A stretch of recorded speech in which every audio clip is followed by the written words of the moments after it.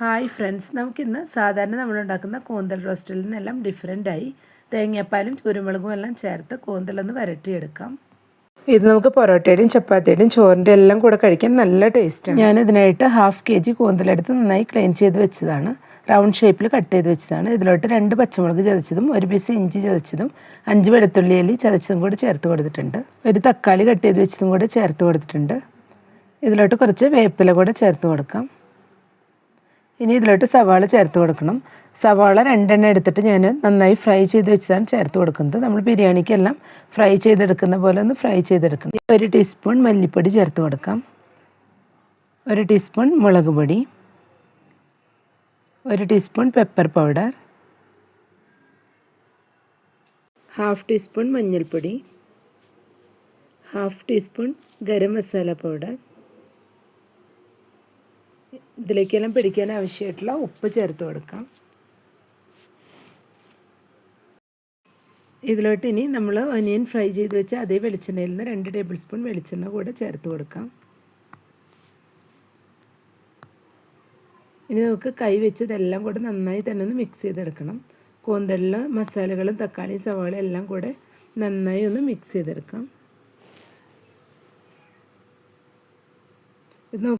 ഇപ്പോൾ എല്ലാം കൂടി നന്നായി തന്നെ ഒന്ന് മിക്സ് ചെയ്ത് കൊടുത്തിട്ടുണ്ട്. ഇനി ഇതിലോട്ട് ഞാനിപ്പോൾ തേങ്ങാപ്പാലും കൂടി ചേർത്ത് കൊടുക്കുന്നുണ്ട്. 1/2 കപ്പ് കട്ടിയുള്ള തേങ്ങാപ്പാലാണ് ചേർത്ത് കൊടുത്തിട്ടുള്ളത്. തേങ്ങാപ്പാലും കൂടി ചേർത്ത് എല്ലാം കൂടി നന്നായി ഒന്ന് മിക്സ് ചെയ്ത് കൊടുക്കാം. ഈ രീതിയിൽ ഉണ്ടാക്കിയെടുക്കുമ്പോൾ നമുക്ക് വളരെ പെട്ടെന്ന് തന്നെ അത് റെഡിയായി കിട്ടും. തേങ്ങാപ്പാലും കൂടി ചേർത്ത് മിക്സ് ചെയ്ത് കൊടുത്ത് ഉണ്ടാക്കിയെടുക്കുമ്പോൾ സാധാരണ നമ്മൾ കൂന്തൽ റോസ്റ്റ് ഉണ്ടാക്കുന്നതിനേക്കാളും നല്ലൊരു ടേസ്റ്റ് ആയിരിക്കും. ഇപ്പോൾ എല്ലാം കൂടി നന്നായി തന്നെ ഒന്ന് മിക്സ് ചെയ്ത് കൊടുത്തിട്ടുണ്ട്. ഇനി നമുക്കിതൊന്ന് കുക്ക് ചെയ്തെടുക്കാം. ഫ്ലെയിം ഒന്ന് ഓൺ ചെയ്ത് കൊടുക്കാം. ആദ്യം നമുക്കിതൊരു 5 മിനിറ്റ് ഒന്ന് മൂടി വെച്ച് കൊടുക്കാം. അപ്പോഴേക്കും കൂന്തലിൽ നിന്നുള്ള വെള്ളം കൂടെ ഇറങ്ങി വന്നിട്ടുണ്ടാവും. ഇപ്പോൾ ഒരു 5 മിനിറ്റ് ആയിട്ടുണ്ട്. ഇപ്പോൾ കൂന്തലിൽ നിന്നുള്ള വെള്ളമെല്ലാം ഒന്ന് ഇറങ്ങി വന്നിട്ടുണ്ട്. എല്ലാം കൂടി നന്നായി തന്നെ ഒന്ന് മിക്സ് ചെയ്ത് കൊടുക്കാം. ഇതുപോലെ ഒന്ന് നന്നായി മിക്സ് ചെയ്ത് കൊടുത്ത ശേഷം 10 മിനിറ്റ് കൂടെ ഇതൊന്ന് മൂടി വെച്ച് കുക്ക് ചെയ്തെടുക്കണം. മൂടി വെച്ച് കൊടുക്കാം. ഇപ്പോൾ ഒരു 10 മിനിറ്റ് ആകുമ്പോഴേക്കും കൂന്തലിലുള്ള തേങ്ങാപ്പാലും വെള്ളം എല്ലാം അതിൽ തന്നെ വറ്റി നല്ല സെറ്റായി വന്നിട്ടുണ്ട്. എല്ലാം കൂടെ ഒന്ന് നന്നായി മിക്സ് ചെയ്ത് കൊടുക്കാം.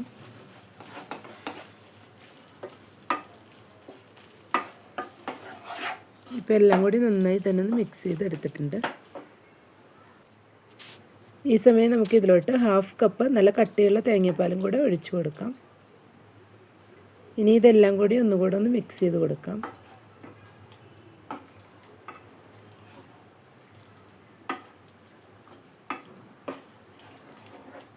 ഇപ്പോൾ എല്ലാം കൂടെ നന്നായി ഒന്ന് മിക്സ് ചെയ്ത് കൊടുത്തിട്ടുണ്ട്.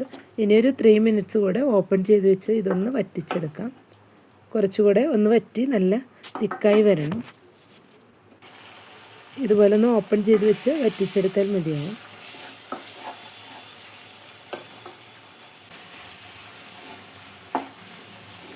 ഇപ്പോൾ എല്ലാം കൂടെ ഒന്നുകൂടെ ഒന്ന് ഡ്രൈ ആയി വന്നിട്ടുണ്ട്. ഈ സമയം നമുക്ക് ഇതിലോട്ട് 1 ടീസ്പൂൺ പെപ്പർ പൗഡറും കൂടെ ചേർത്ത് കൊടുക്കാം.